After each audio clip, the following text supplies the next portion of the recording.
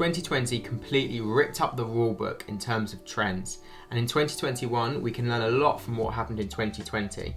This video is going to be all around the top 7 trends that I predict that are going to be big this year. Hey friends, if you're new here, I'm Charles, full-time Googler, part-time YouTuber, and I make videos on marketing, personal finance, business, side hustles. And if that's your cup of tea, then do hit that subscribe button down below for more videos just like this. Okay, so let's break this video down into 7 sections. First, sustainability and veganism, social commerce and mobile commerce, influencer marketing, decentralization of finance, remote working, continued growth of e-learning, and finally, younger influencers and entrepreneurs. Let's start with sustainability and veganism. It's no secret to us the impact that climate change is having on our planet and the need for it to be slowly reversed. And especially with Generation Z or Gen Z coming of age, this is becoming an even more important topic than ever before. Especially this year with Joe Biden and the Green New Deal in the American White House, with the climate change summit happening in the UK towards the latter part of this year. The demand for eco-friendly products is soaring. People are being far more conscious of the products that they buy if they're in some sort of non-recyclable plastic and looking for more biodegradable forms of recycling. And I think one thing I've noticed as well is the massive growth in food products that are far more sustainable and that have a lower carbon footprint. Things like oat milk or things like other vegan and vegetarian ranges, they've absolutely exploded in popularity. If you go to a supermarket now, you'll see like aisles just dedicated to vegan food. The supermarkets wouldn't change their ways unless they knew that there was an appetite for products like this. They know that consumer habits are changing, and so if you're a brand and you're thinking you need to kind of get in and have something that's biodegradable, recyclable, or something that's got a lower carbon footprint, now is absolutely the time, and customers are almost going to expect it if you don't have it already. So, if your business, invest in things that are going to be more sustainable for your brand. It's going to be better for you, it's going to be better for the planet, it's going to encourage and entice new customers that may not have necessarily purchased from you in the past. So look at your packaging, look at your ingredients, make sure they're recyclable or reusable, and definitely watch out because I think this is going to be a big trend that's going to continue in 2021, 2022, 2023. It's not going away anytime soon, that is for sure. So next up is all about social and mobile commerce. And I think the way that we buy products, whether they're vegan products or whether it's just like a monitor or PlayStation 5, whatever, the way we're buying these products is changing massively. It's not about what we buy, it's about how we're actually buying it. Mobile payments are easier than ever. You don't need to bring your bank card with you, you don't need to have all the information with you. It's going to be stored by Google Payments or Apple Payments or whoever you're using it with. And fundamentally, by the end of this year, it's expected that 54% of total e-commerce sales are going to be done on a mobile. That is huge. If you're a brand and you're still using a website that doesn't even have mobile compatibility, you're going to be completely left behind by the end of this year. That is for sure. You see this? Balance right here? Balenciaga. Don't leave me out! Don't leave me! And like, we're all glued to our phones. Like, we're getting notifications 24/7. We are checking our phones and spending time on our phones for an average of 3 hours and 15 minutes every single day. Like, most people are checking their phones 58 times a day. That's the average amount of times that people are checking their phones for notification or messages. People are fundamentally on their phones, and so if you're a business that is trying to sell products through an app or on mobile or on your website, you fundamentally need to make sure that your website and your product purchasing process is very optimized from a mobile point of view. And we're seeing startups like Fast Checkout really getting into this and really kind of making the most of that mobile purchasing experience. And if we look at social commerce, so people buying products through social media, whether it's through Instagram or WhatsApp or Facebook, whatever the platform, it's growing massively and ties in very closely with mobile commerce. If we think about Instagram, what happened in the last few months Instagram launching shopping in a big way by switching it with the notification icon in the Instagram app. People were not happy about that, but fundamentally what Instagram is thinking is, how can we make the most of this platform? How can we maximize the revenue that we're getting from people on Instagram? And if you're a business and you've got an Instagram page, you need to be making the most of these shopping features that Instagram are building. WhatsApp has payments built into its app as well. So I think one trend we're going to see from a social mobile commerce point of view is almost conversational commerce as well, where you're having a conversation with a brand, you're asking questions maybe about a piece of clothing or an item that you're going to buy. You know, when you reach that point and you're ready to make that purchase, the brand can just say, okay, cool, here's the buy now button. Within WhatsApp, you can complete the entire order from within WhatsApp, and you've already spoken to the brand, you already know that that product's right for you. That's, I think, going to be a big thing that we're going to start seeing this year and beyond. And they're not just going there to buy things either. 87% of e-commerce shoppers are using social media as a way of getting insights and knowledge about a brand or a product that they're going to buy, whether it's from an influencer, whether it's from a brand themselves.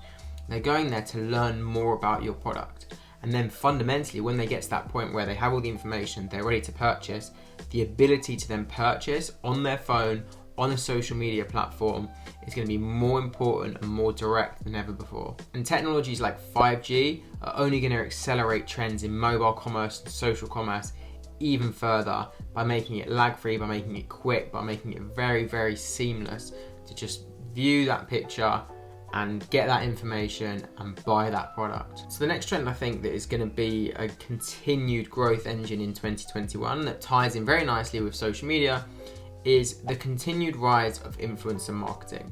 Now, I've done a separate video on social media trends in 2021, so definitely check that out because it's very specifically targeted at social media trends.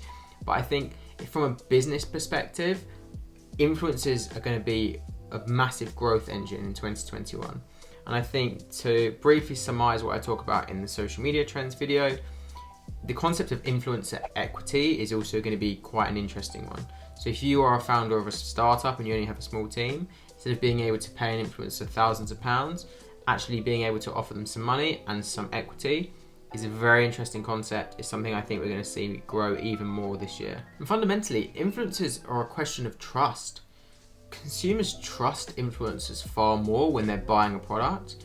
They know the influencers are potentially going to be a little bit less biased than a brand. Even though they're going to get paid for promoting a product, you know, influencers generally are fairly trusted in their opinions and their views, and people only follow an influencer because they like what they do, they like what they wear, they like the products that they buy, they like what they're interested in. So they trust that person's personal opinion enough to help them in that kind of purchasing cycle. And what I think is really interesting about influencers, and we're seeing even more so this year, is the rise of micro influencers. So last year there were 300% more micro influencers that existed. So that's an influencer with 1,000 to 1 million followers compared to 2016. 300% growth in just 4 years. In fact, influencers and micro influencers grew so much that influencer fraud is actually becoming a bit of a problem, just from like influencers who are being fraudulent or being a bit dodgy.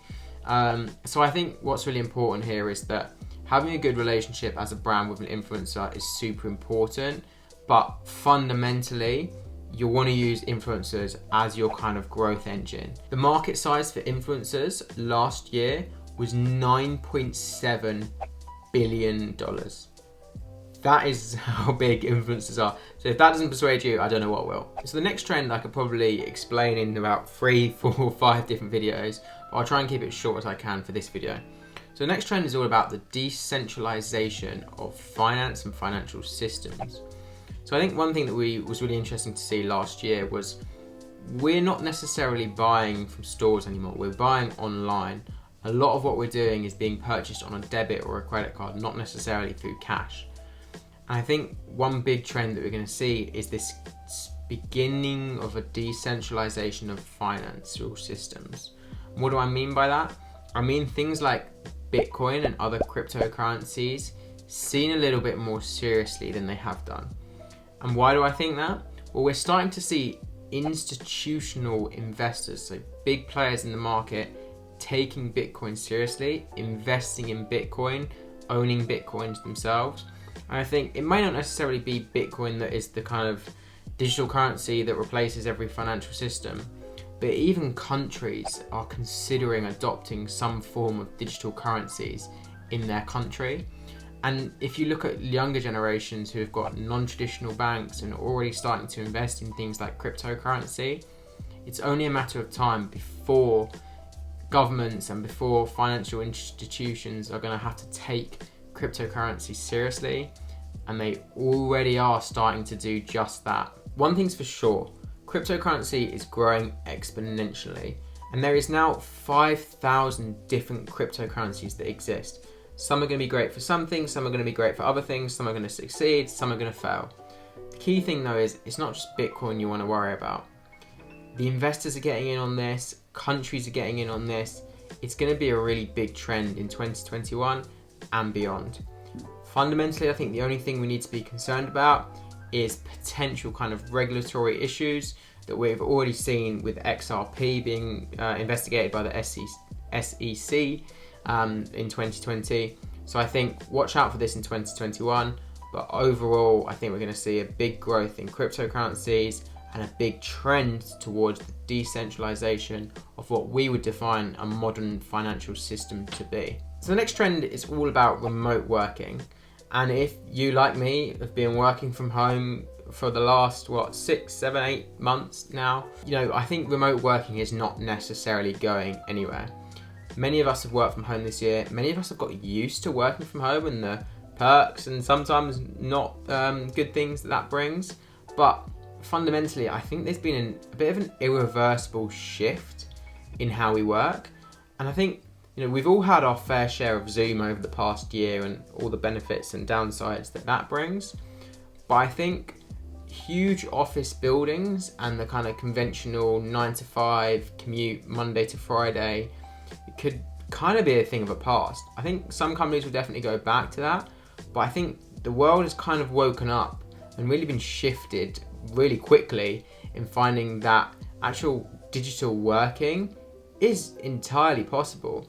There's companies that I know that were partly remote beforehand are now fully remote, and they've recognized the benefits of that. We're seeing big companies like Twitter just coming out and saying, cool, we'll be a fully remote company now. It's a trend I don't think that is necessarily going away. I think one thing that is really important here is just flexibility. People like being able to work from home on a Monday or a Friday, or pick the kids up, or go to the gym in the morning and not have to commute for 2 hours. So I think we're going to see a bit of a shift in a continued remote working world. And we're going to miss out on some of the things that the office provides, like free food and just kind of getting out of the house and having a bit of a fresh space. But I think we're going to see a bit of a shift to more of a flexible work environment. I'm not necessarily sure exactly what that looks like yet. I don't think many companies do. But I think people and workers are just going to be far more wanting companies to be flexible in the approach. Offices may be something that people just go to for meetings, or go to twice a week, or once a month, or a few times a year maybe. So I think the importance of an office is definitely going to be diminished. I think the general trend of remote working is not necessarily going anywhere, and expect to see far more companies announce that they're going fully or at least partially remote in 2021. One trend that links really quite nicely with the remote working trend is e-learning. And I think one thing we've seen as a big thing from a school's perspective over the last few months is that I think there was a statistic I saw that 190 countries around the world had to implement nationwide school closures. 190 different countries had students working from home at some point. So tools like Google Classroom and many other remote tools have been so useful for kids to learn and learn remotely. And I think, we had online calls and online courses before the pandemic started, but I think the way that we're seeing children being able to learn remotely and learn online, I think us as adults are going to actually see online learning, e-learning, online courses as a further, more legitimate way of being able to increase our knowledge. And I think for students who are considering things like university study or further study, not paying 10 grand a year and doing an online course on, say, Masterclass or with Skillshare or on LinkedIn is actually a really great opportunity for personal development, for learning a new skill, for getting some expertise on a real range of subjects, from the arts to business. I think people are going to see it as far more as a viable option. And I would say that if you are a business, you're going to want to invest in that e-learning for your staff. And if you're also a business, or you're an individual, or you're an influencer, and you have a skill that people don't know about or is hard to learn, putting yourself out on an online course is only going to be a good thing as more people search and look for ways of learning things online. And off the back of this, we're going to see a growth in online communities as part of this e-learning as well. I think one thing that we've seen in this pandemic is that we don't necessarily need to be in a physical place to keep a sense of community in your workplace or people outside of work. I think we're going to see the continued growth of online communities. There's already some awesome platforms doing this, like Circle, and people using Slack for these online communities too, which is working really well. So I think if we're going to see the effects of the pandemic and look at that from a 2021 perspective from e-learning, I think online learning is just such a trend that has so much potential and is so untapped. And I think as a result of doing these kind of e-learning courses, the facilitators, the hosts, the influencers who are doing these courses, building in a community as part of that, building in an online community, I think is such a good idea. If you're someone who's looking to learn from home and learn a new skill, there's never been a better time. You've got Skillshare, you've got Masterclass, you've got YouTube as a free resource as well, with many, many courses on YouTube and many skills and things you can learn, like cooking or dance classes or whatever it may be. You can learn it online, and definitely start doing it if you haven't already. And the final macro trend that I think is going to be really interesting kind of links into all the kind of online things around social media, influencers, remote learning. It's just around the continued rise of young influencers or young entrepreneurs kind of making a name for themselves on the internet. I think if you've maybe started out in your career or you've experienced remote working this year, people are definitely starting to kind of open their eyes around what is possible online, like how possible is it to earn money online. And people have had the kind of opportunity to reimagine what their kind of work-life experience looks like. If anything that TikTok has taught us is that you can have like 13, 14, 15-year-old kids creating a TikTok profile, becoming influencers, and thereby kind of becoming their own entrepreneurs in a way as well, because fundamentally platforms like TikTok, YouTube, Snapchat, to a certain extent, they are going to be big business for young influencers and young creators. So if you're a young person and you're watching this video, why do you think I started a YouTube channel? I started a YouTube channel because I think it is a really great way of earning money online, and it's a really great opportunity to share knowledge. I think, if that's one piece of kind of personal advice that I would give is, if you're a young person, you're thinking, should I put myself out there? Should I make videos online? Should I share content? Should I write a blog? 100% do it, because I think it's so valuable. It teaches you a heck of a lot. And I think it's a big trend that we're going to see this year and kind of going onwards. I think if you're one of the first people to take advantage of this opportunity, one, for sure you're not too late. And two, if you're one of those first people, you're going to be able to ride that wave sooner than maybe in a few years' time if someone was to come in then. And I think just to kind of end that point, we're going to see younger and younger influencers coming in and starting their own businesses online. And you may think, okay, by young, what do you kind of mean, Charles? Like, what age? Well, there's a kid called Ryan Kaji on YouTube, and I would highly recommend just having a look at his YouTube channel and seeing the kind of things that he creates. He has 43 billion views on his channel and will generate, it's estimated to be $276 million last year in 2020. $276 million. He's the top earning YouTuber. And guess how old he is? 9 years old. And so I look at myself and I'm like 24 and I'm thinking, Charles, what are you doing? But I think what's so interesting is that the creators, influencers, entrepreneurs, people are going to be growing their online presence for professional gains, not just for more likes. People are going to smart up and see how they can use the internet, use things like affiliate marketing to grow their business and grow themselves online. And I think we're only going to see more people and younger people setting up themselves and using social media, using platforms like YouTube, using platforms like TikTok and Instagram to grow their presence online, but fundamentally also set up their own businesses online too, and using their kind of audience as a leverage point for that business. I think we're going to see a big trend in that. So I hope these trends gave you some really good food for thought. I would definitely recommend that you check out my social media trends in 2021 video. I think that's a really good video specifically on social media. So if you're a brand, a business, or a person that is planning to use social media this year, definitely check out that video. I'll pop it here and you can have a look at that, look at the trends on social media and make sure that you're on top of that. Let me know in the comments as well what trends in business or maybe in social media as well that you think are going to be big this year. I'm going to do a follow-up video to this around the side hustles and businesses that I think you can start off the back of these trends too. That's all for now. Definitely hit the like and subscribe button to support the channel, and I will see you in the next video. Thanks so much for watching.